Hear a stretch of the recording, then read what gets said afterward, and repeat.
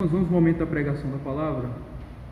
Eu convido a todos a abrir a palavra de Deus, onde nós começamos.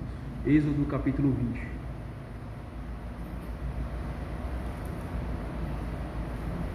Êxodo capítulo 20, iremos ler apenas verso 1 e 2.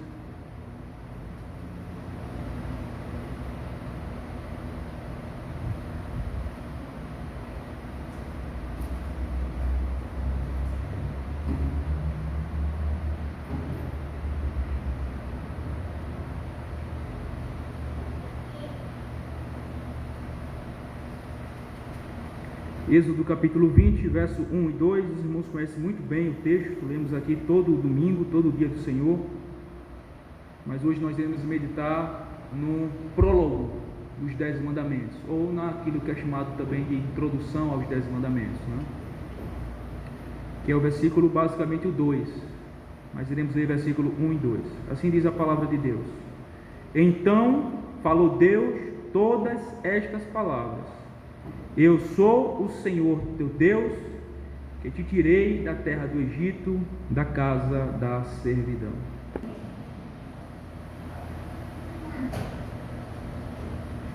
Irmãos, tem o título do nosso sermão, vou simplificar: motivos para amar a Deus. Motivos para amar a Deus. Ou poderíamos estender um pouco mais em dizer motivos para amar, obedecer e sermos fiéis a Deus. Esse é o título do nosso sermão. Irmãos, no texto que nós lemos, é o texto que é chamado de o prólogo dos 10 mandamentos.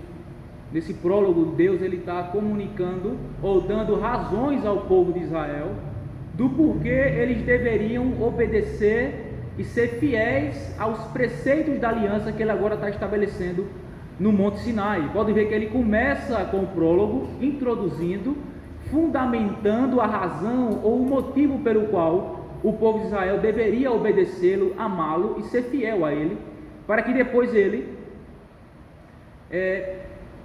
pronunciasse ao povo de Israel, desde o alto Monte Sinai, as suas palavras, os seus mandamentos, os seus preceitos e a sua lei.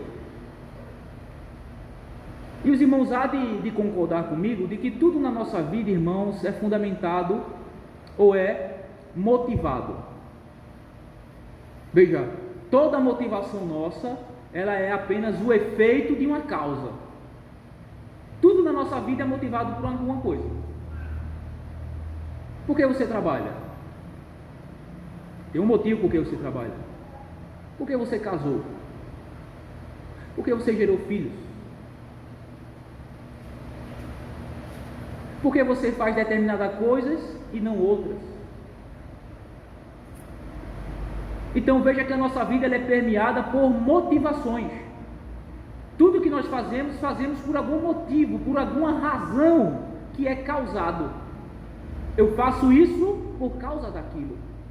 Então a nossa vida está permeada, ou a nossa vida ela é vivida exatamente fundamentadas ou respondendo a causas, que nos dá o motivo de fazer o que nós fazemos, ou falar o que falamos, ou agir da forma como agimos, ou tomar determinadas decisões que nós tomamos. Sempre é um motivo, sempre há um motivo, sempre há uma razão.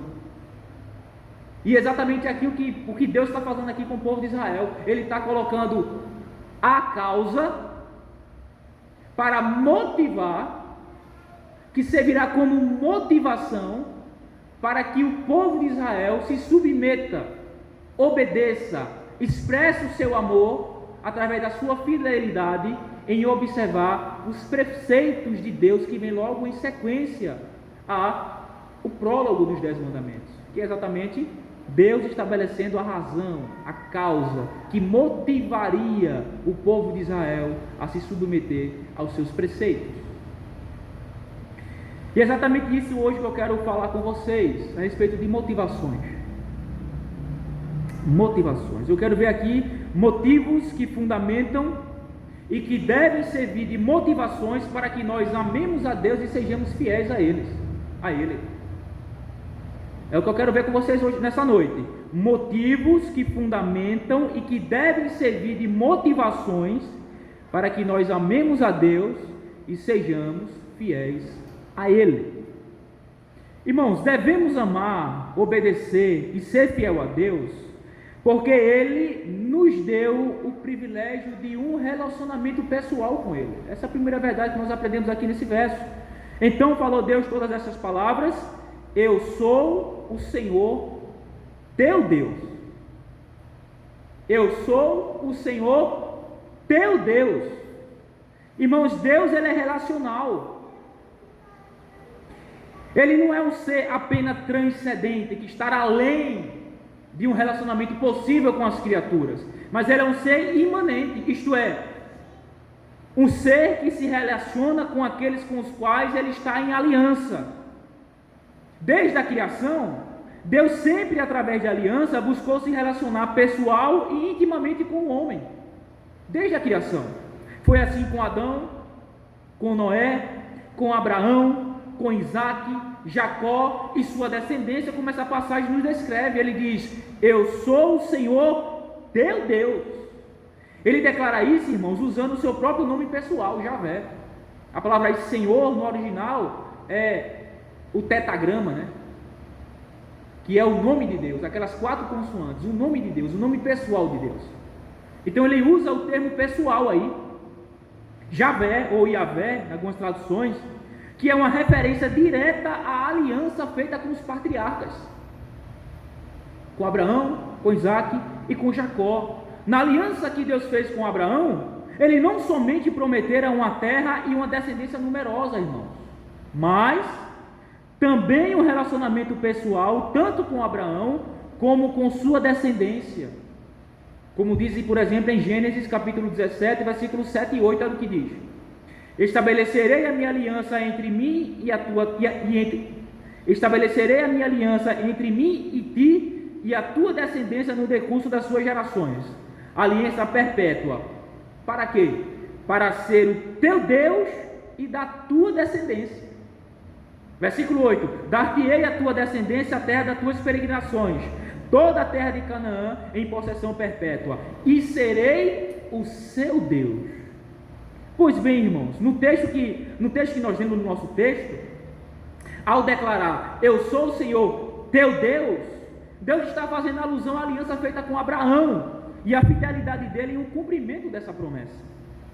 Fundamentado na aliança feita com os patriarcas e no cumprimento dela, Deus anuncia sua intimidade e pessoal relacionamento com o seu povo. E então estabelece como sendo um dos motivos ou razão para que o amemos e sejamos fiéis a Ele. Pois o texto é muito claro, ele diz assim: eu sou o Senhor teu Deus. Pronomes pessoais ele usa aqui. Ele usa seu nome pessoal, ele usa pronome pessoal para se referir de quem ele é Deus, de um povo específico.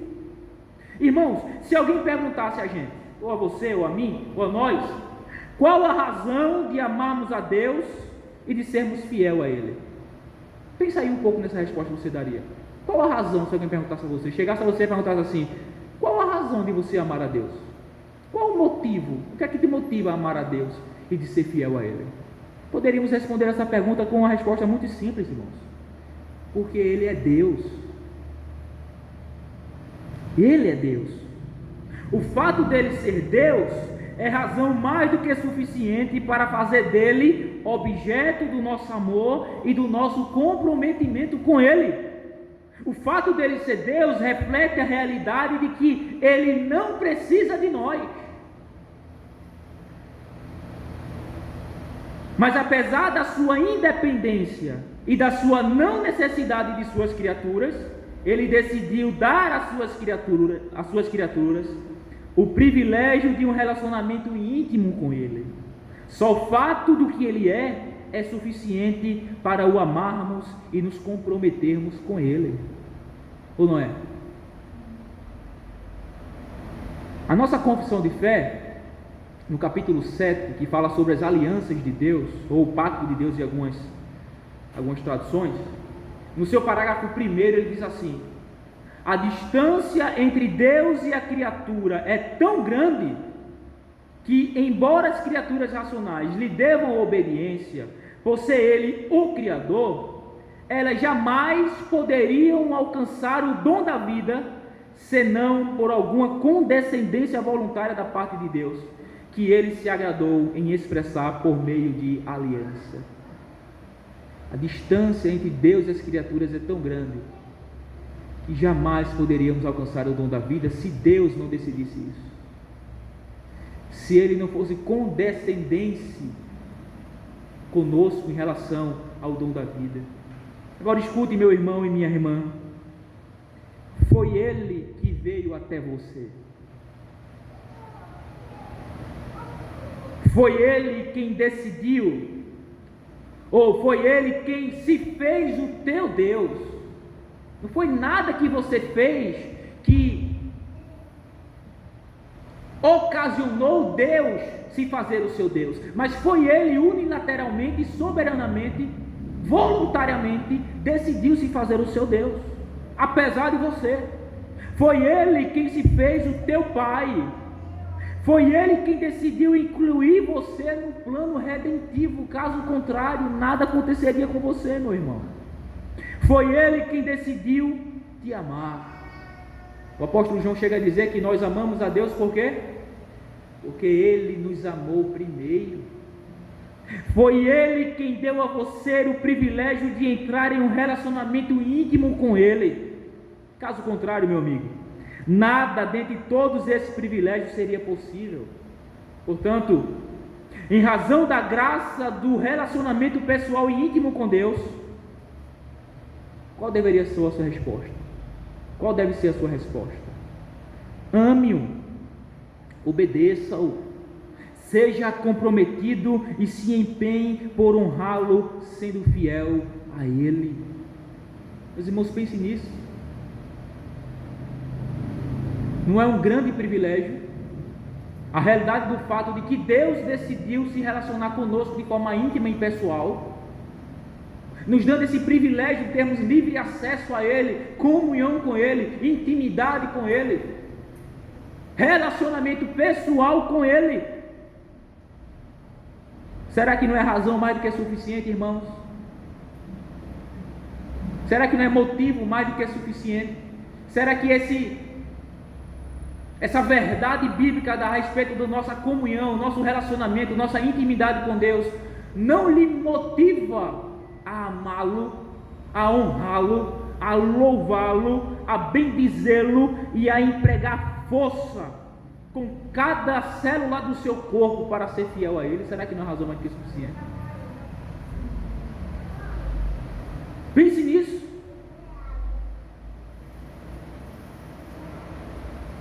Esse é o primeiro motivo. Relacionamento pessoal, íntimo com Deus, que Deus está estabelecendo aqui nesse versículo 2 como sendo motivo ou razão que fundamenta o nosso amor para com Ele, a nossa obediência a Ele, o nosso louvor e fidelidade a Ele. É porque apesar de nós, Ele decidiu se envolver conosco, entrar em um pacto, em uma aliança, em um relacionamento pessoal e íntimo com pecadores como nós, nos dando este grande privilégio. Portanto, ame-o por isso, honre-o por isso, obedeça-o por isso, seja fiel a Ele. Agora, irmãos, como se não fosse suficiente o privilégio da nossa intimidade e relacionamento pessoal com Deus, como razão ou motivo de o amarmos e sermos fiéis a Ele, simplesmente pelo fato do que Ele é, Deus. Ele é Deus. Então Ele agora, Ele destaca o que fez por nós, como mais uma razão ou motivo de o amarmos e sermos fiéis a Ele. Portanto, devemos amar, obedecer e ser fiel a Deus, porque, primeiro, pelo privilégio do nosso relacionamento pessoal e íntimo com Ele, nosso pacto com Ele, e Ele que veio até nós, e segundo, porque Ele nos redimiu, por causa da nossa redenção, Olha o que o texto diz: eu sou o Senhor teu Deus, que te tirei da terra do Egito, da casa da servidão. Portanto, a redenção é mais um motivo que Deus apresenta aqui nesse verso, nesse prólogo dos 10 mandamentos, que fundamentam ou nos dão razão e motivações para que nós amemos e sejamos obedientes e fiéis a Ele. A redenção. Ele nos redimiu, Ele nos libertou. Irmãos, Deus havia deixado claro a Abraão que sua descendência seria peregrina em terra estranha e que seria subjugada à escravidão e passaria por muita aflição por 400 anos. Mas depois, Ele julgaria os seus inimigos e traria o seu povo de volta à terra prometida, conforme está em Gênesis capítulo 15, versículo 12 a 16, vai dizer exatamente isso. Deus anuncia a Abraão, depois que ele faz a promessa, de uma terra prometida, de uma descendência numerosa e de um relacionamento pessoal com ele, que Deus será o seu povo, seria o teu Deus. Mas então Deus anuncia a Abraão que a descendência dele seria 400 anos, ficaria escravo de um povo estranho, mas depois Deus iria resgatá-lo como um forte. A redenção do povo. Agora aqui nesse verso, Deus, como um monarca, um rei soberano e vencedor, antes de anunciar os preceitos da aliança ao seu povo, Deus então, como fundamento que os motivaria a amá-lo, declara o que ele fez por eles. E nas palavras, que te tirei da terra do Egito, da casa da servidão, fica muito claro o que Deus fez por ele. O que é que Deus fez por eles? Deus os redimiu, Deus os libertou, Deus os salvou. Irmãos, agora essa redenção é aqui compreendida em dois aspectos. Primeiro, a libertação de uma cultura pagã. Deus libertou o povo de Israel de uma cultura pagã. Está expresso aí, quando Deus diz, que te tirei da terra do Egito, a cultura pagã. Irmãos, por 400 anos, o povo de Israel viveu envolvido numa cultura pagã, cujo principal característica era a idolatria. Essa influência pagã e idólatra do Egito influenciou o povo de Israel de forma tão acentuada, irmãos, que ao ler todo o Antigo Testamento não é difícil perceber que o principal pecado do povo de Israel era exatamente a idolatria. Você olha para o Antigo Testamento e vai ver exatamente isso. O povo seguia após outros deuses, Deus levantava uma nação inimiga, o povo era escravizado, Deus levantava um profeta para denunciar e protestar contra o pecado do povo e chamá-los ao arrependimento. O povo se arrependia e buscava o perdão de Deus, Deus os perdoava e lhes restaurava. Esse ciclo é basicamente o que é descrito ao longo de todo o Velho Testamento, exatamente isso. O povo trai Deus, adultera com outros ídolos, com falsos deuses, com ídolos. Deus então levanta em forma de disciplina e punição uma nação inimiga, subjuga o povo de Israel, leva ele escravo, despoja Israel por completo. O povo lamenta, Deus então levanta um profeta, o profeta denuncia o pecado do povo, protesta contra ele, convoca ao arrependimento. O povo então se quebranta, se arrepende, busca a presença de Deus, o perdão de Deus, Deus perdoa ele e promete que vai restaurá-lo. E no tempo adequado Deus vai e restaura o povo de Israel. Esse é o ciclo que a gente vê em todo o Antigo Testamento. Daqui a pouco levanta um líder em Israel que é pagão, que é ímpio, conduz o povo novamente à idolatria, à imoralidade, e Deus novamente faz tudo de novo. Levanta uma nação, entrega ele na mão dos seus inimigos, levanta um profeta, o profeta protesta contra os pecados dele. O povo então se arrepende e Deus vai e restaura. Então a gente vê isso constantemente no Antigo Testamento. Pois bem, à luz das Escrituras, irmãos, o Egito do qual o povo de Israel foi libertado é claramente um tipo ou uma figura daquilo que no Novo Testamento é chamado de mundo, o qual pode ser definido como sistema de valores que rege a humanidade caída, a qual segue na contramão dos valores divinos. Essa é a definição que a gente pode dar para a palavra mundo, que aparece no Novo Testamento, quando está se referindo a esse sistema de valor de uma humanidade caída. Por exemplo, João, lá na sua carta, vai dizer assim: não ameis o mundo nem as coisas que no mundo há. Qual é a ideia ali de mundo? Ele está falando o planeta físico, né? Material. Ele está falando de um sistema de valor que rege a humanidade caída e que é contrária aos princípios de Deus. É o mundo pagão, o ímpio, a imoralidade, o pecado, todas essas coisas.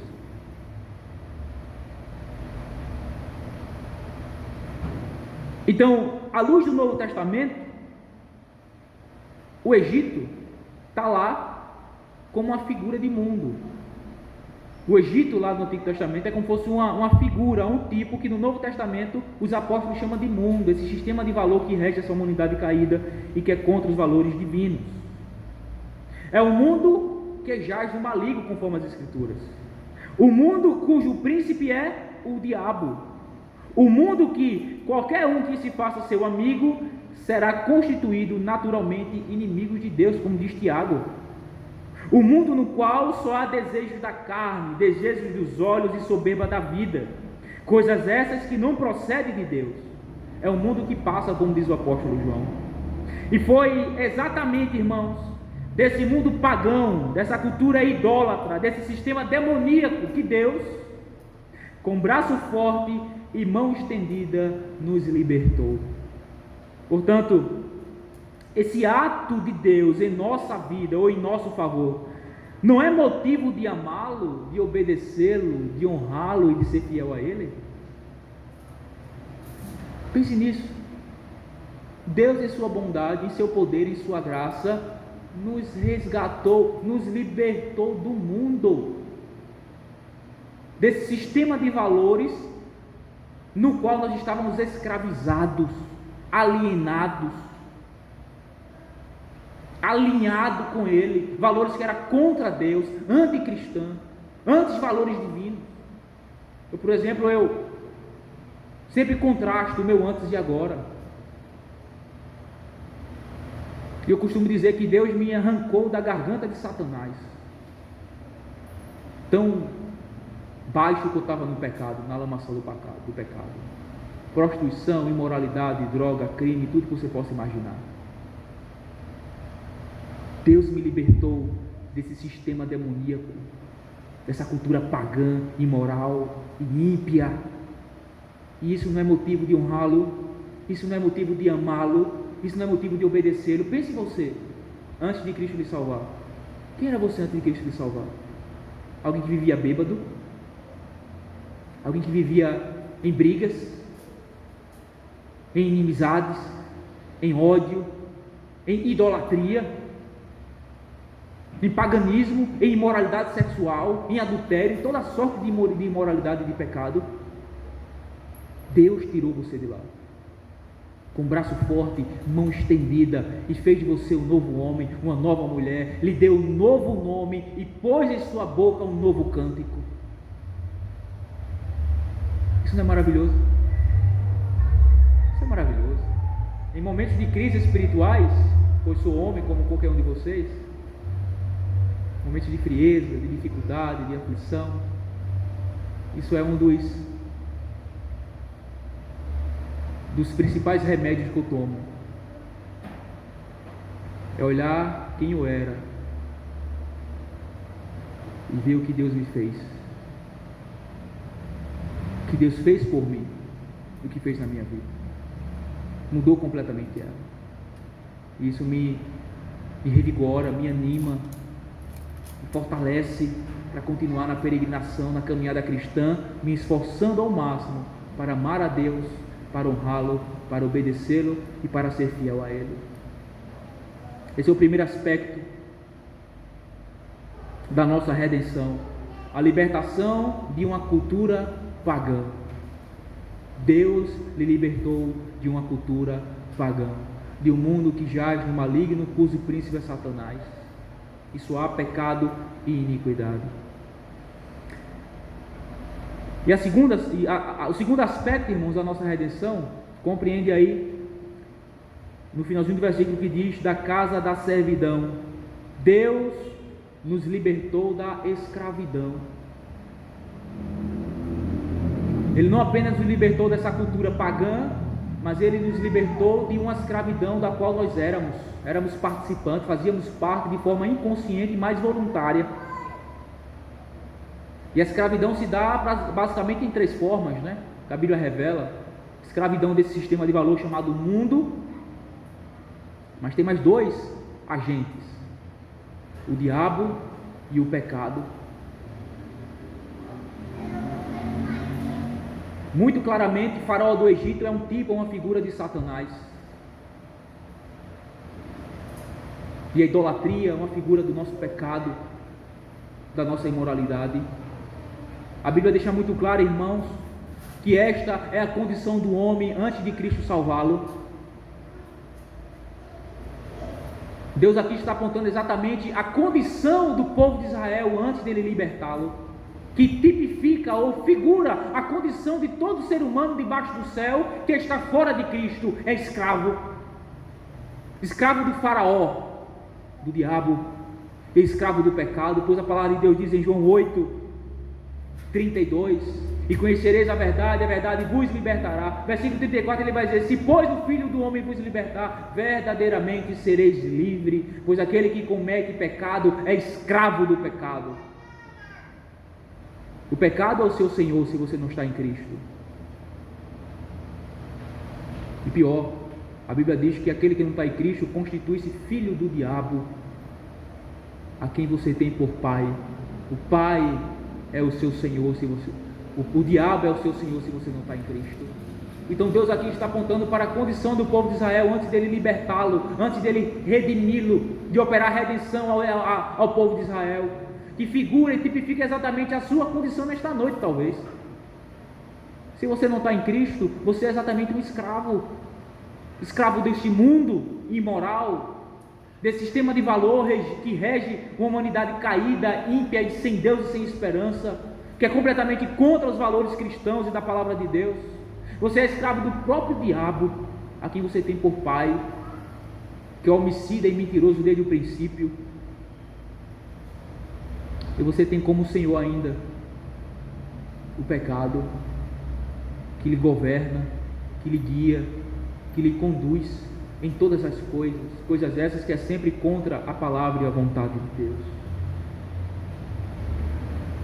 Então esta compreende a nossa redenção, a libertação de uma cultura pagã, que é o mundo caído, libertação do poder de Satanás, que está figurado na pessoa do faraó do Egito, e a libertação do pecado. São esses os 3 senhores que reinam sobre a vida daqueles que não estão em Cristo. E Deus, com braço forte e mão estendida, Ele nos redimiu. Nos redimiu do poder do mundo, da escravidão do mundo, da escravidão do pecado e da escravidão do diabo. Pergunto novamente, à guisa de aplicação: isso não é motivo para você amá-lo? Isso não é motivo para você obedecê-lo? Isso não é motivo mais do que suficiente para você honrá-lo e empregar ou empenhar-se com cada fibra do seu ser para ser fiel a Ele, para honrá-lo em todas as coisas e para de fato vivermos aquilo que nós costumamos falar com a nossa boca, para a glória de Deus? É muito fácil a gente dizer que vivemos para a glória de Deus, não é? Mas difícil é de fato viver essa realidade. Mas essas verdades que nós acabamos de ouvir aqui, irmãos, não lhe motiva, não lhe estimula para você amá-lo, para você honrá-lo e obedecê-lo e ser fiel a Ele? Pois é exatamente isso que Deus está fazendo com o povo de Israel. Antes de prescrever a sua vontade, Ele disse a razão e a causa que fundamentaria e motivaria o povo de Israel a amá-lo, obedecê-lo e ser fiel a Ele. Pelo que Deus é, Deus, relacionamento pessoal, e pelo que Ele fez por nós. Ele nos redimiu, operou redenção na nossa vida, nos libertando do mundo, do diabo e do pecado, e fazendo seu povo. Agora pergunto: o que possibilitou e garantiu a redenção do povo da terra do Egito e da escravidão? O que foi que garantiu e que possibilitou você ser redimido e entrar em um relacionamento pessoal e íntimo com Deus? Essa resposta a gente se encontra em Êxodo capítulo 12. O sangue do Cordeiro. O sangue do Cordeiro. Em Êxodo capítulo 12, a instituição da Páscoa, que é exatamente o momento antes de Deus libertar o povo de Israel do Egito, da última praga, a morte dos primogênitos. Então Deus, através de Moisés, diz ao povo para ele imolar um cordeiro de 1 ano, macho, sem defeito, pegasse o sangue desse cordeiro inocente, melasse as vergas das portas e os umbrais dela com o sangue do cordeiro, porque serviria como sinal. Olha como diz aí o versículo 13: o sangue vos será por sinal nas casas em que estiverdes. Quando eu vi o sangue, passarei por vós, e não haverá entre vós praga destruidora, quando eu ferir a terra do Egito. Deus viria sobre o Egito para matar todo o primogênito, e a única coisa que livraria uma casa ou uma família de perder o seu primogênito, de sofrer o juízo de Deus, a ira de Deus, a condenação de Deus, foi porque uma vítima inocente, sem defeito, assumiu o lugar do povo.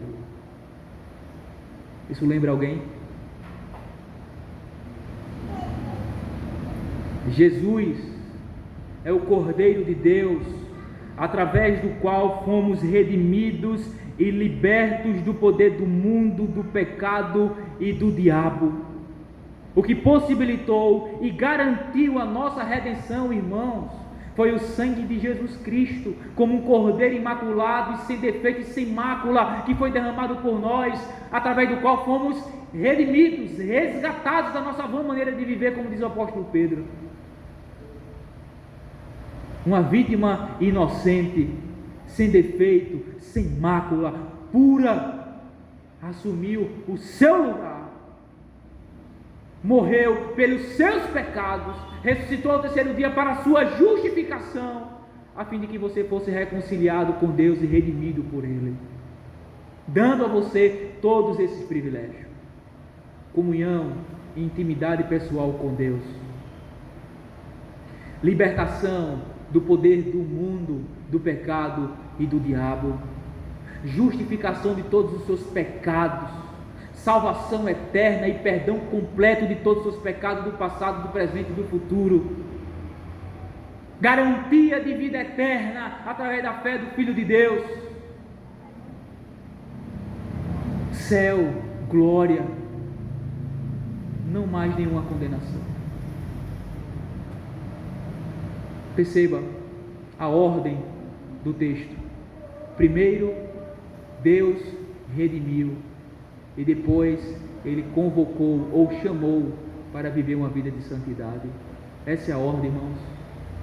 Ninguém faz algo para ser salvo, mas ao contrário, Deus salva este alguém e o chama através de um relacionamento pessoal com Ele, através de Jesus Cristo, e então ordena: seja santo, ande na minha palavra, me obedeça, demonstre o seu amor e a sua gratidão a mim por tudo que eu fiz por você. Eu lhe redimi, eu lhe salvei, eu lhe justifiquei, eu lhe perdoei, eu lhe chamei para um relacionamento pessoal e íntimo comigo, apesar de você, pois você não merecia. Agora, expresse este amor por mim. Como? Obedeça a minha lei. A lei aqui, irmãos, nunca foi dada para salvar Israel, não.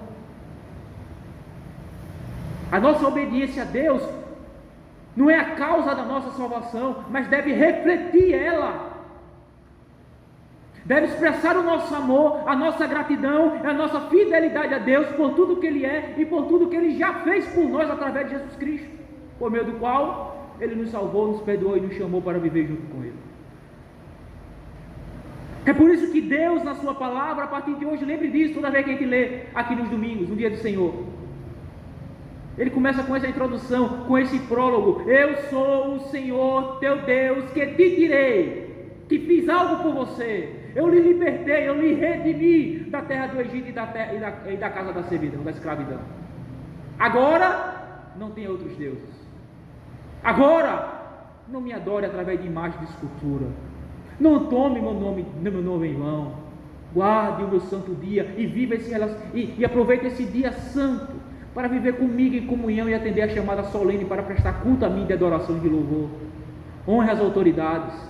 Não mate, não adultere, não roube, não minta e não cobiça. Assim você vai amar a mim e amar o seu próximo. Como? Uma expressão da sua gratidão e do seu amor por mim, por tudo que eu sou e por tudo que eu fiz por você. Lhe redimi, lhe libertei e lhe salvei.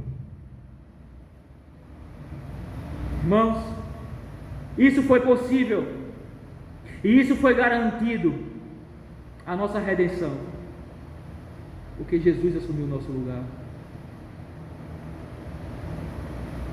morreu pelos nossos pecados, pagando toda a nossa dívida diante de Deus, satisfez assim plenamente a justiça de Deus pelos nossos pecados, aplacou a sua ira de sobre nós. O anjo da destruição não alcançou a nossa vida e nem alcançará mais.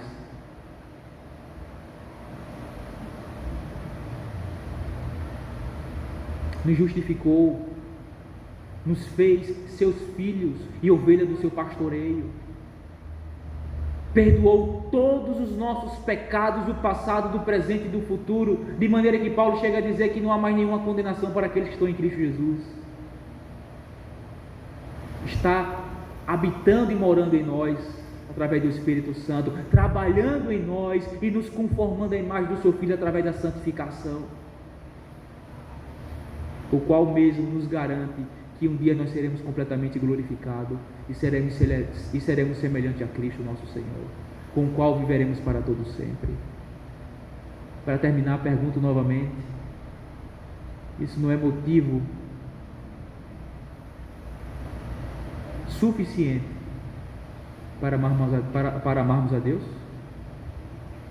Isso não é motivo suficiente para honrá-lo, para sermos comprometidos com Ele, para servi-lo, para sermos fiéis, para empregar cada gota de energia que há em nós, para que com tudo que somos e tudo que temos, vivamos de fato para a sua glória, não para ser salvo, mas porque Ele já nos salvou em Cristo Jesus nosso Senhor. E portanto essa salvação agora é manifestada através da nossa vida de amor, de serviço, de obediência e de fidelidade a Ele. O ano está terminando e outro logo em breve chegará. Passe esse ano com isso na cabeça. Os motivos que Deus nos dá para amá-lo são suficientes, meus irmãos. Eu listei aqui alguns, mas o principal de todos, que possibilitou e que garantiu isso, todos esses benefícios para nós, foi o fato de que Cristo assumiu o nosso lugar e morreu pelos nossos pecados. Veja, alguém morreu por você. Alguém morreu, irmãos. Todo mundo aqui já passou por uma experiência de morte na família ou não, de luto. Não é doloroso? Agora pense, por você, alguém morreu e entregou sua vida. Recebeu toda a punição que você merecia receber. Tomou até a última gota do cálice que você merecia tomar, até a última gota. O cálice da ira de Deus. Expiou completamente os nossos pecados. Irmãos, isso é suficiente. Não precisa mais de nenhuma motivação. Se isso não lhe motiva, não tem mais nada que possa lhe motivar. E se você só será motivado se for abençoado financeiramente ou materialmente, então tem algo muito estranho com você. Tem algo muito estranho. Porque, irmãos, o santo entregou a sua vida por mim que sou profano. O justo entregou a sua vida por mim que sou injusto. O limpo e puro entregou a sua vida por mim que sou impuro. O Filho de Deus se fez filho do homem, para que eu, filho de Deus, para que eu, filho dos homens, fosse feito filho de Deus. Isso não é suficiente? Ele morreu e ressuscitou para a nossa justificação. Portanto, ame-o, obedeça-o, sirva-o, seja fiel a Ele. Pense com tudo que você tem e é, para honrá-lo e para viver para a sua glória. Você, homem, pai, esposo, pense para honrá-lo a Deus no seu casamento, no modo como você trata a sua esposa, no modo como você cria os seus filhos. Você, mãe, pense para amar e criar os seus filhos para a glória de Deus. Você, esposa, submeta-se ao seu marido, honre ele, obedeça-o, seja submissa. Você, filho, honre seus pais. Nós, como irmãos em Cristo, amemos uns aos outros, irmãos, perdoemos uns aos outros, servimos uns aos outros. Veja, nada disso para ser salvo, mas faremos isso se de fato um dia nós formos salvos pela graça de Deus. Isso irá bater no nosso coração para viver de tal forma. Evidentemente teremos nossas limitações, nossas fragilidades, nosso momento de fraqueza, mas empenhamos-nos para amar, para obedecer e para servir ao Senhor, sendo fiel a Ele em todas as coisas. Este é o motivo, ou a causa que deve nos motivar a amá-lo. Ele nos redimiu, Ele nos salvou, Ele nos libertou. Amém.